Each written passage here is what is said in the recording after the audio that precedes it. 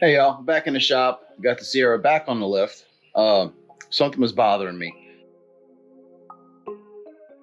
I couldn't sleep. Was thinking, why was this check ball looked like it was made into this plate?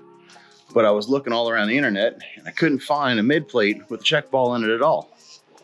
So I'm looking at this one, and right here is where that check ball was in out of the plate. And I Googled and I searched and I looked for 4L80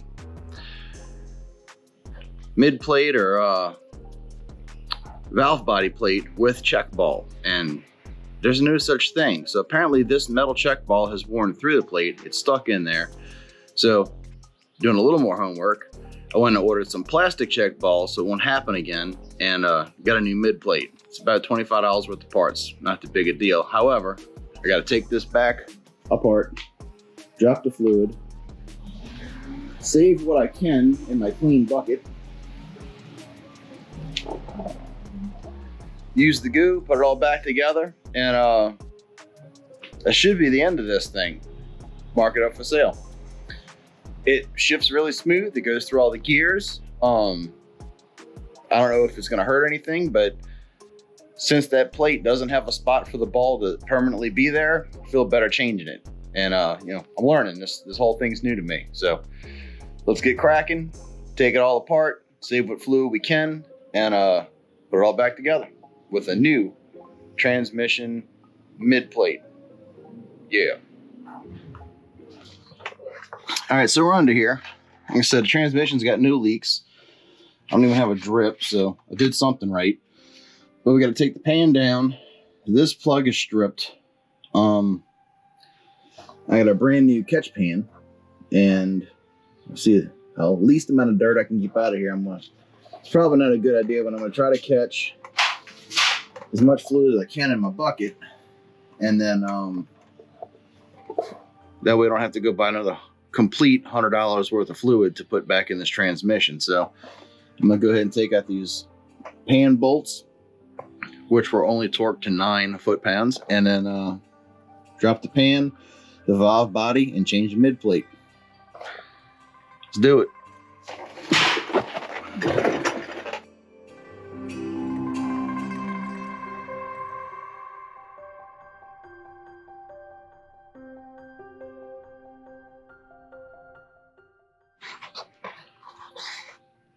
All right, so have to pull down the exhaust to finish getting the pan off the accumulator. If you can see, up inside of there is holding the pan from coming down. So break off my new nuts I put on my exhaust, let it drop down a little bit so I can pull the pan down and get it out. It's like every GM car, the exhaust is always an afterthought. And why would you want to run it under the transmission pan anyway? So let me see if I can maybe drain a little more fluid. There we go. I like to just take this pan out and sit it down flat.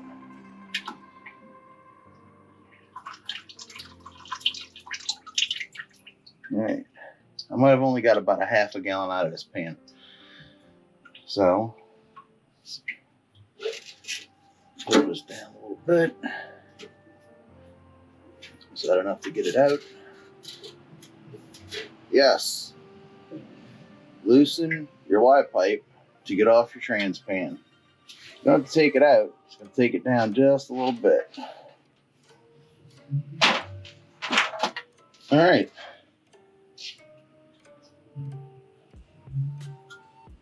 This cork gasket has been on for 15 minutes. I may be able to reuse it. Pull off the filter. Should just pop straight down with a little wiggle. Make sure I don't have any grit on my hands.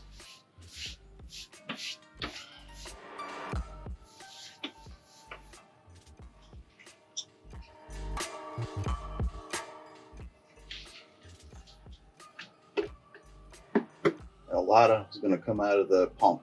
So have your bucket underneath the hole that the filter slides into. Huh, nothing. Huh, that's cool. comes out the filter. All right, good. Because I went and bought a brand new catch pan. I can place all the stuff in without getting it dirty. And also everything that drips. Now I'm gonna pull down the wiring harness, pull all these clips off and try not to break them again. And then I'll just let the harness hang. And I'll take off my accumulator back here.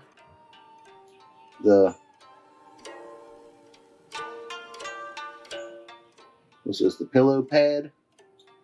And then drop down the valve body. And I can get to that sheet, that valve body.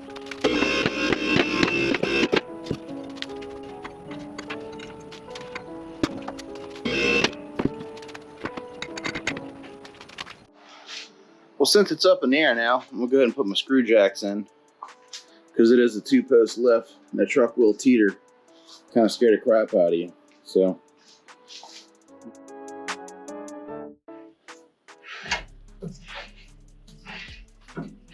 there we go. Does it wiggle? Nope. No wiggle. That's what we're looking for. All right. Back onto here and get them a little roll around.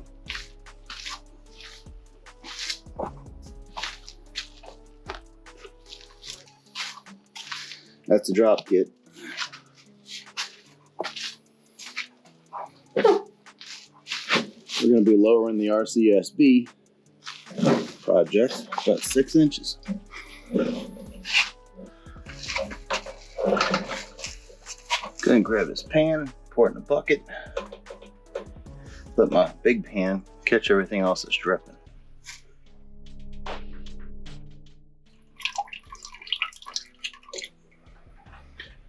And I have no shavings or anything in this, so it looks good to me.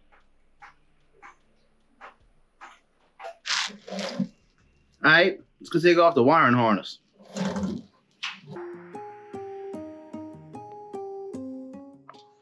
The one's for the pillow switch and the 2 shift solenoids. And then I can let that little bracket hang.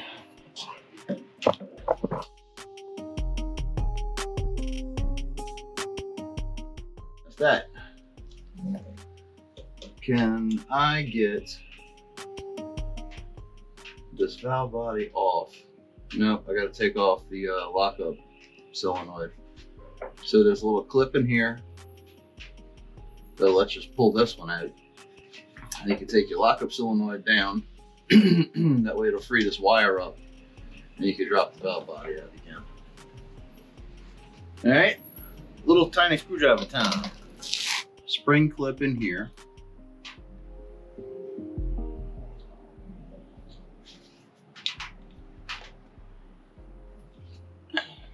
That little guy. Okay.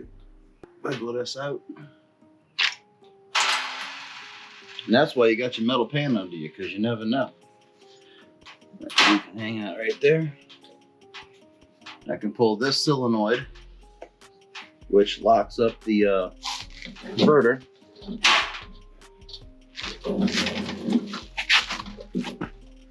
Was that 10? That was 10.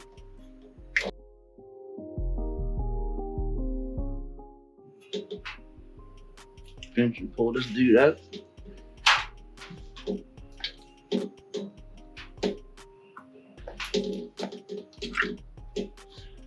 It's all got new O-rings and it was ready to go. Cool. All right, now take off this pillow switch.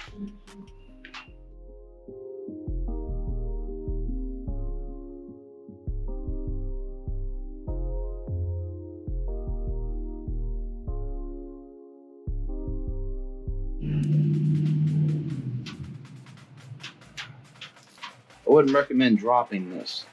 Yeah, it's all still good. I guess this is a good check for myself, you know? So, like I usually do, so I remember where everything goes. I'll go ahead and put the bolts back where they came out of, so I don't have to think about it again later. I'll set that to the side. just like that. Now,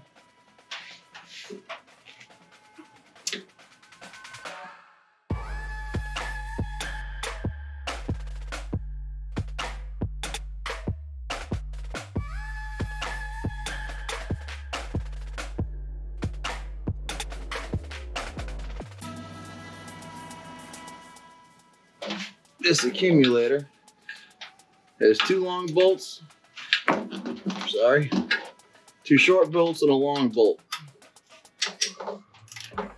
Long bolt can only go in one spot. 2 short bolts don't matter.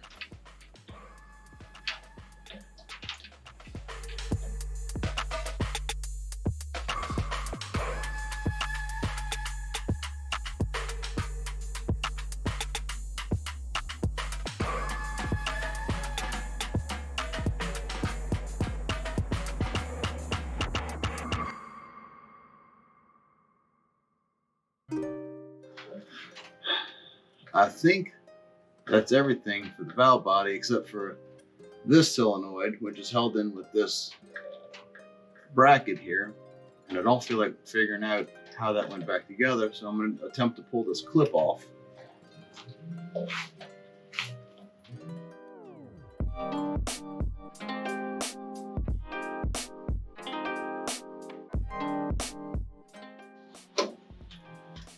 Nothing behind it, the accumulator's gone. Just let it hang. All right, now, here's the scary part. Do the check balls come with the valve body or do they go all over the place? So let's tighten it.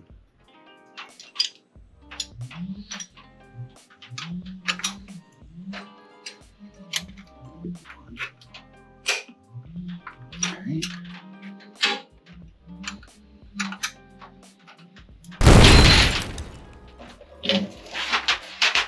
Okay. Slow it up. All right, last 3. I believe they're all 8s, and one of them's long and 2 are short or something like that. So I just know this one was all the way on the end,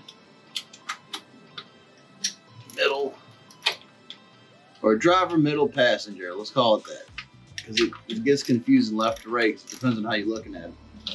That's why I say port and starboard with boats, because there's no confusing port and starboard.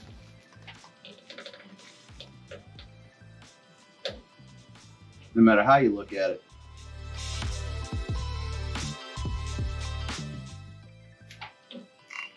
All the same length. Cool. So don't worry about that. This little dude holds your plate in. And here's what I've been working on.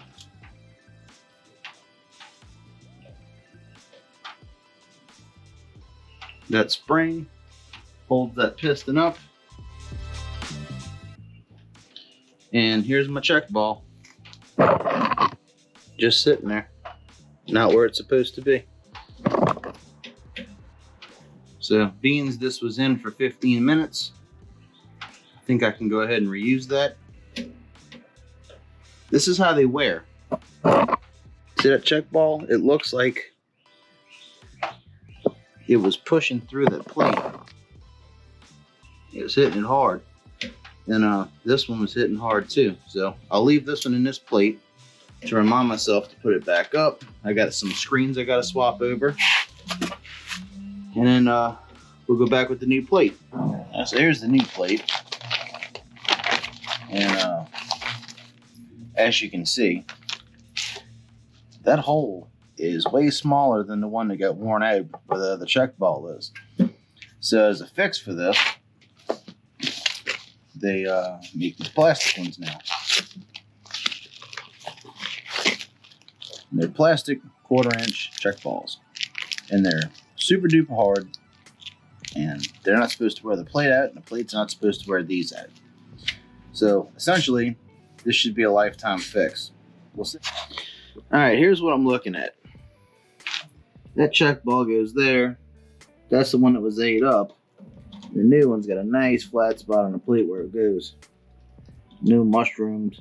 I thought it was pressed in, I swear. So, let me goop that check ball into place. And pop these screens off and put those where they gotta go.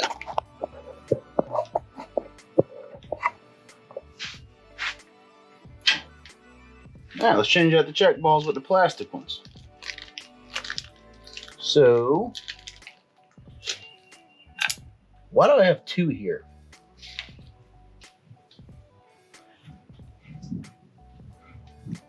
Is there supposed to be two? That's reverse. I know that. That ball moves back and forth. The wind has, I'll tell you about that wind, how it just comes up. There we go. So, in my papers, that's where they go. And I'm supposed to have two there for show. Alright. So, put my goo. And we'll take, this would be 5 and 6. We'll drop in a plastic one there and there. They're dense, they sink in the fluid. Alright. Number 12.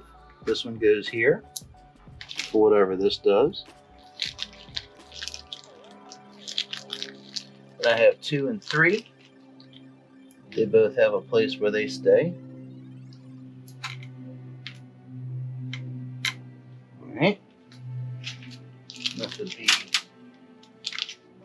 This is labeled as number 4.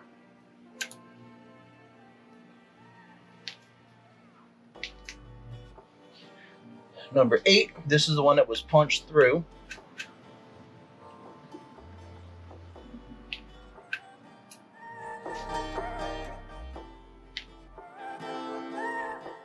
No! There we go. Yep, that's where it goes. So that's 7 altogether. And I have 1, 2, 3, 4, 5, 6, 7. So that's the 7 to go in the valve body. I can put the valve body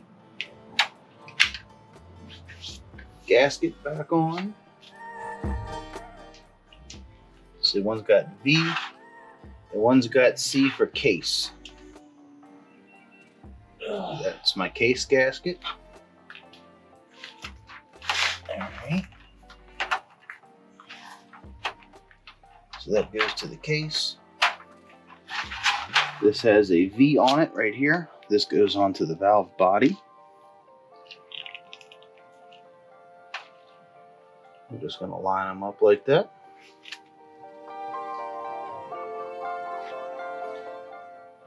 Beautiful. All the check balls come into view.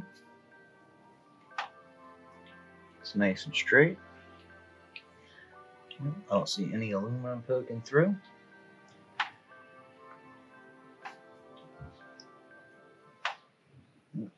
Okay, yes, perfect. Now I can put on my new plate. It's got my 2 screens.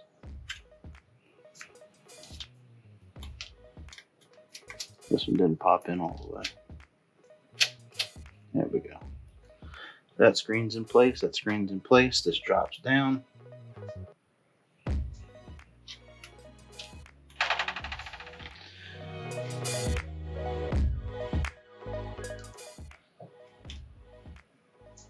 So line all the little holes up.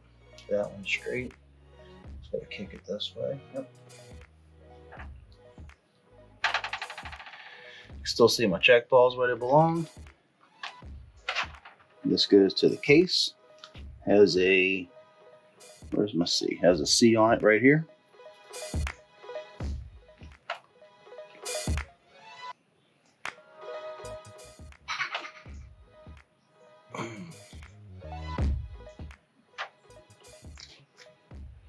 Twist it a little bit.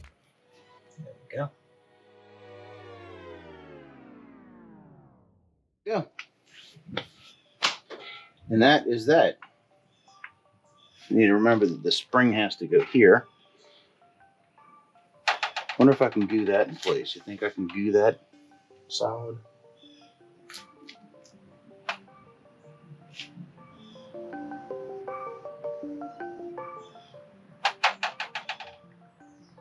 It makes pretty good little suction. All right. So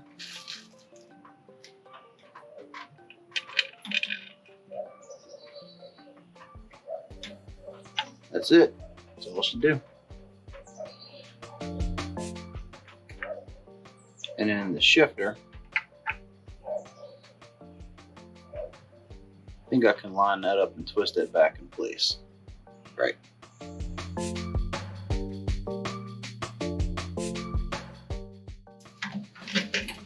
Whew, covered in blood. All right. Accumulator. Rinse, repeat. Let's put it all back together how it's supposed to go. All right, so consulting my manual, it's got some bolts with 8mm heads that are longer. They go here, here, and here. Everything else is a 10mm head, and you want to watch when you put this and this bolt in. They're not too long because they will lock up the drivetrain on you. So, got this solenoid in. We're gonna go ahead and screw these all up, torque them down.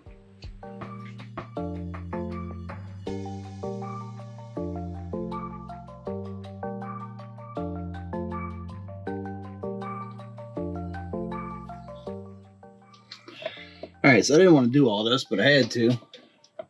I couldn't get this shift linkage to line up. That's what tells what transmission, what gear to go in without taking off the selector and where the shift linkage rod goes through. So, fought that for like an hour until I figured it out. And now let's get back to put it all back together again. So it's harness time. Pop the harness back in place. See, it goes under the pillow switch and just kind of pushes over where the screws go. And then you can pop every connector over where it belongs. Didn't undo any of the ones in the back. One last thing. Don't forget your spring. Spring sits in a groove. Bolts in. Rides on this right here.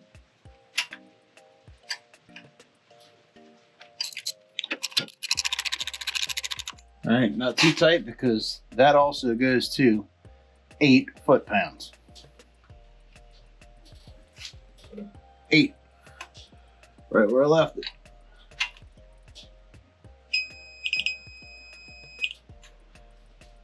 Don't want to over tighten any of the stuff. It'll warp it. It won't flush right and do all the other things it's supposed to do. So, whew, got it all back together. It's all torqued to 8 foot-pounds. Wiring harness is in.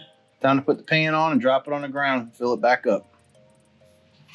Also, when you put on your shifter linkage, it goes on after this, but the pin points to the passenger side. It'll go both ways, but it might not go into park if you can flip around this way. See how easy that was? The pin faces, see I got the wear part from the nut? It goes just like that. Or else sometimes you won't be able to get into park.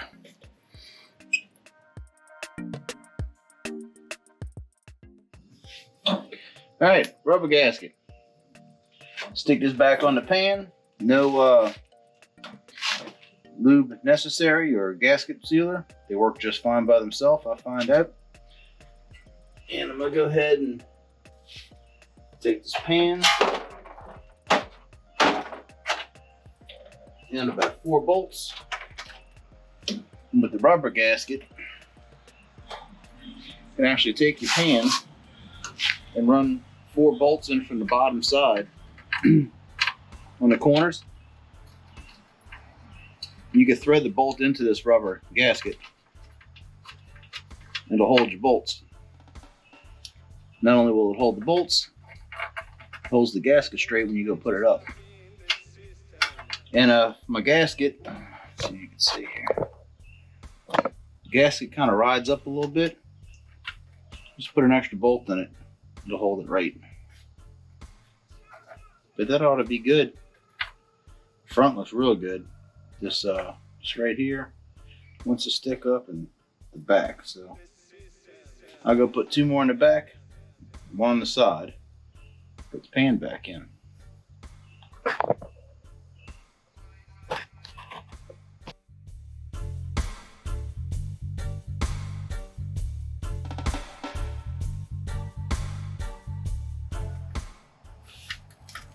There it goes. Cool. I'm gonna zip the rest of these in and torque them back down.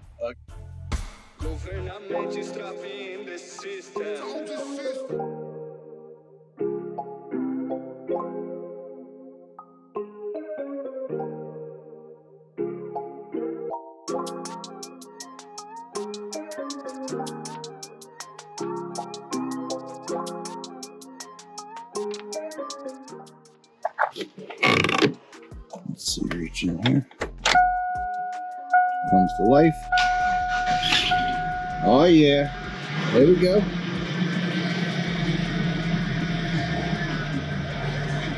He's alive. And it's in park. Cool. All right, y'all, we're gonna wrap this up right here. The O2 Sierra transmission is done. It has all new seals. Every rubber part in the whole transmission is new.